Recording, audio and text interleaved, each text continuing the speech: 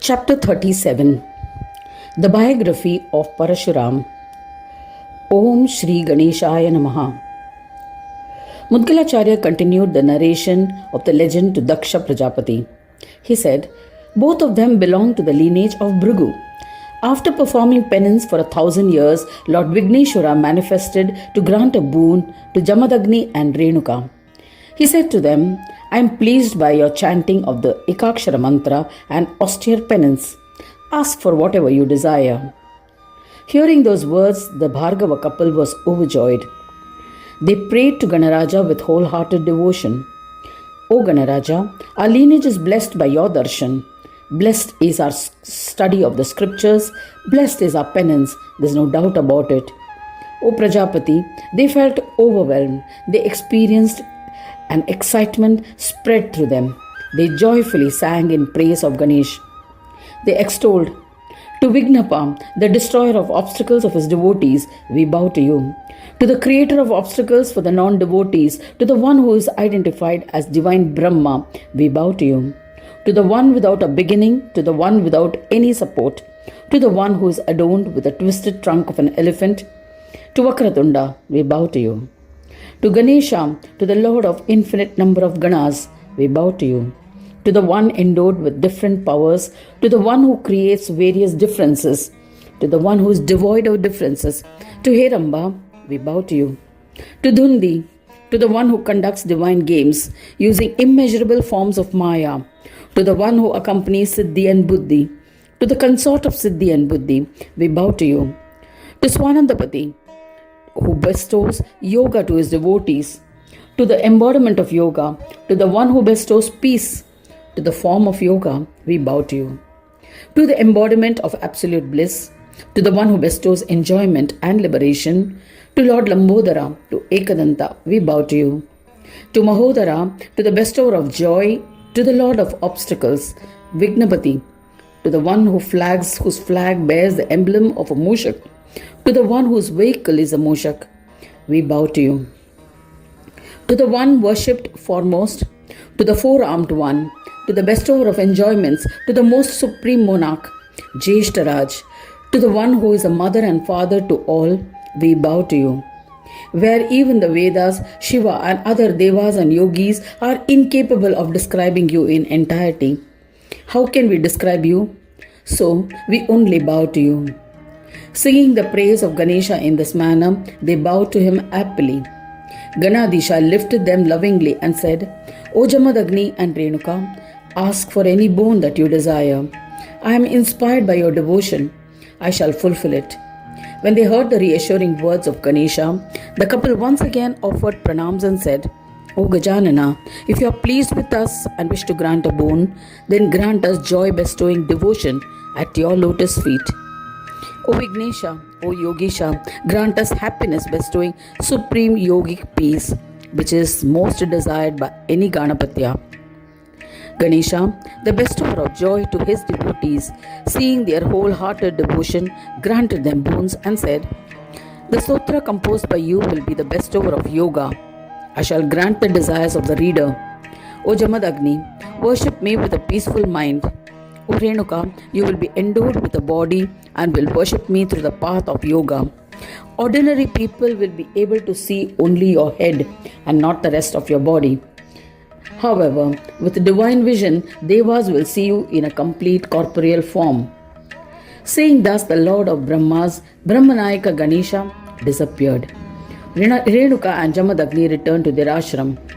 Thereafter, one day, after bowing to them reverentially, Parshuram, who was the incarnation of Vishnu, said to his parents, obeying your command, I shall kill Sahasrarjuna and shall without doubt eliminate the Kshatriya clan from the earth. Jamadagni was delighted and said, O Rama, do not resort to violence prompted by rage. It will be in vain. At that time, Parshuram said humbly, O eminent Muni, I had taken a solemn oath earlier witnessed by my mother. I shall fulfill that oath to prove my devotion to her. If I cannot keep my promise, I shall sacrifice my body. Seeing this determination, Jamadagni said proudly, meet Shankara and he will guide you on the path. Rama sought the blessings of his parents and went to Mount Kailash. to worship Shankara. He bowed to Shankara, sang his praise and said, I will wish to kill Kartavirya. I wish to eliminate the entire clan of Kshatriyas repeatedly for 21 times. So, O Lord, please guide me. So Shiva initiated him into the powerful Ekakshara mantra of Ganesha. The mighty Rama bowed to him and went immediately to the forest.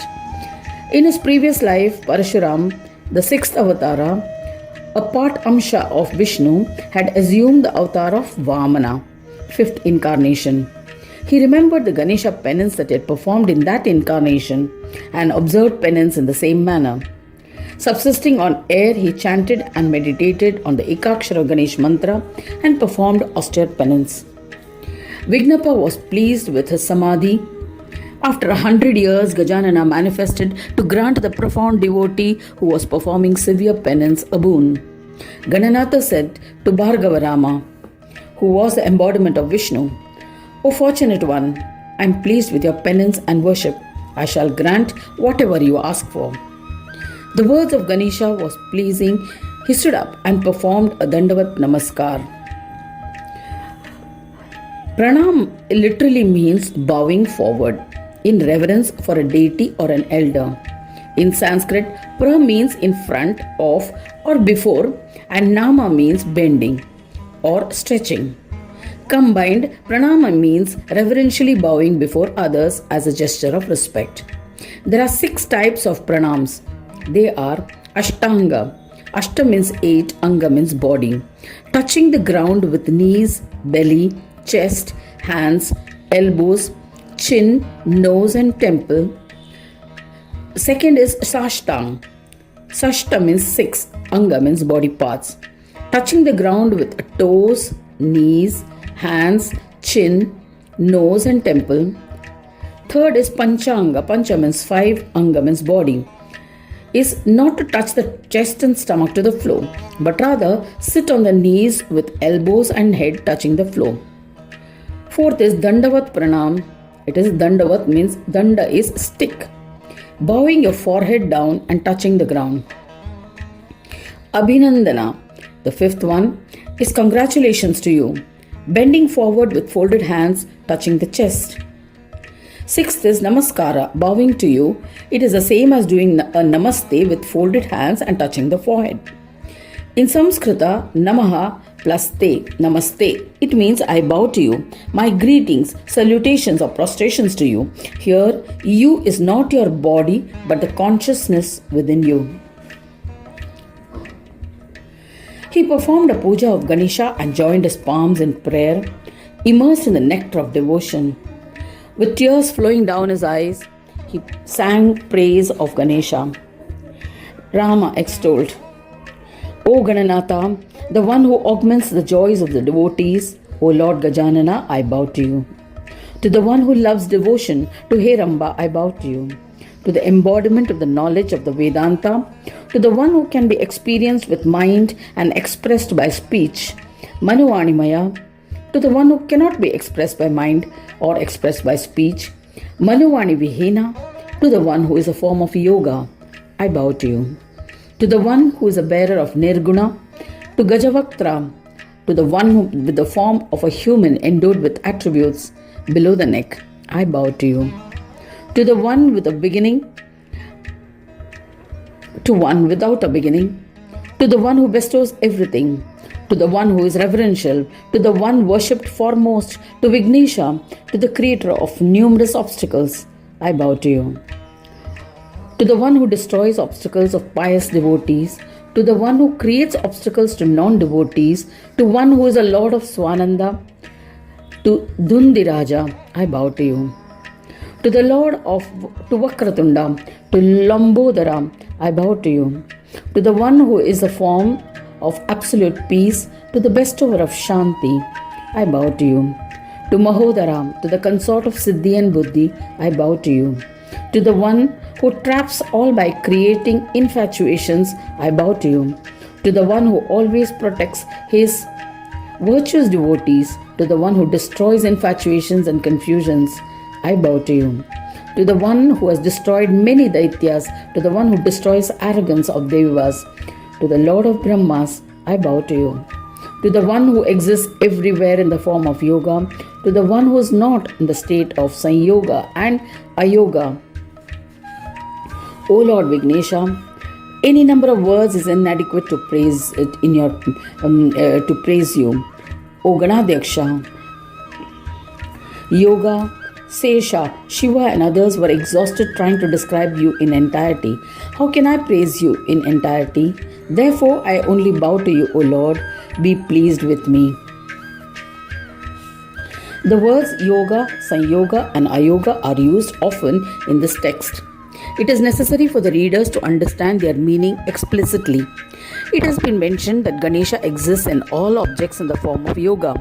This is why we can see objects. In scientific terms, sanyoga or union can be compared to atomic or valence bonds.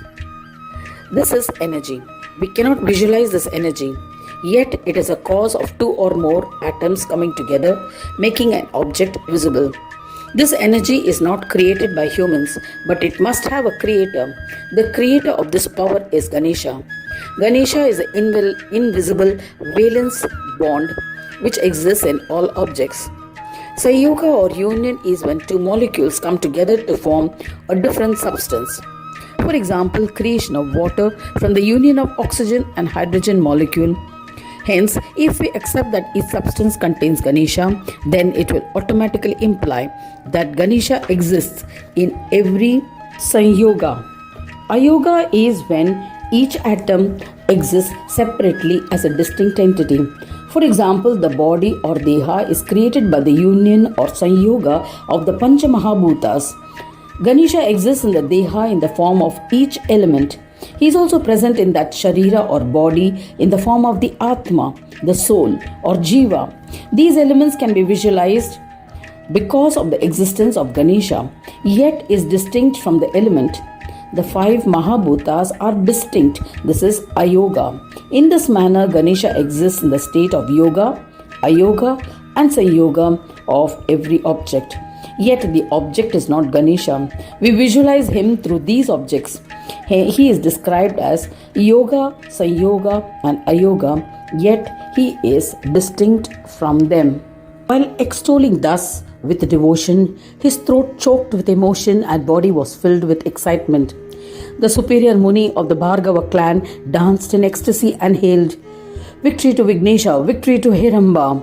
Seeing his devotee immersed in devotion, eyes filled with tears, Gajanana said, "O Rama, listen to me. You are drowned in devotion and blessed in every way. This stotra composed by you will create bhakti. It will remove all difficulties forever of the readers and the listeners. After enjoying the pleasures of earth, they will ascend to Swananda Loka in the end. O intelligent Keshava, Parshurama, whatever he desires, I shall grant it them. Do not have any doubt. Take my axe Parshu and you will be like me. You will defeat all kings and Sahasrarjuna. You will always be victorious. You will eliminate the Kshatriyas 21 times on this earth. There's no doubt about it. Anyone who contemplates on your name will become blessed with auspiciousness and happiness. You will be acclaimed as a performer of yajnas on this earth. You will be blessed with yogic peace and will always sing my bhajans." Granting these boons to the son of Jamadagni, Ganesha disappeared.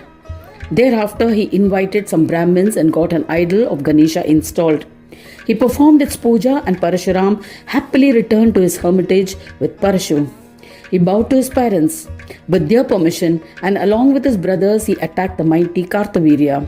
Several other kings armed with shields helped him.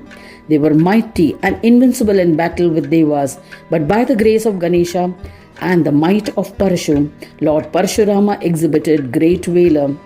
Armed with divine axe, he wreaked havoc on the battlefield and severed the 1,000 arms of Kartavirya.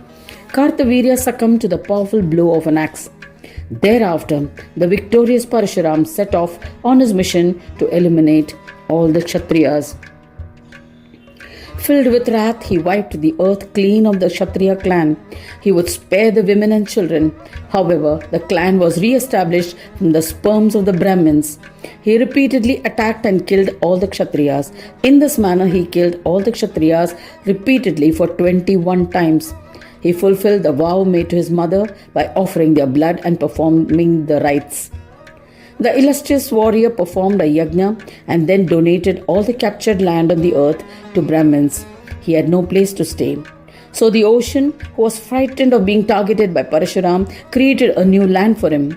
Parshuram stayed there and became a devout Ganapatya and worshipped Gananayaka with single-pointed devotion. O Daksha, I have narrated this fascinating legend of Kartavirya and Parshuram, Renuka and Jamadagni. O Daksha, anyone who reads or listens to it with devotion will be blessed with fulfillment of all his desires and will be bestowed with enjoyment and liberation.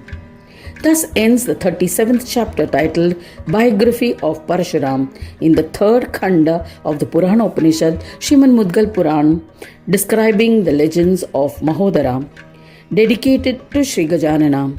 End of chapter 37.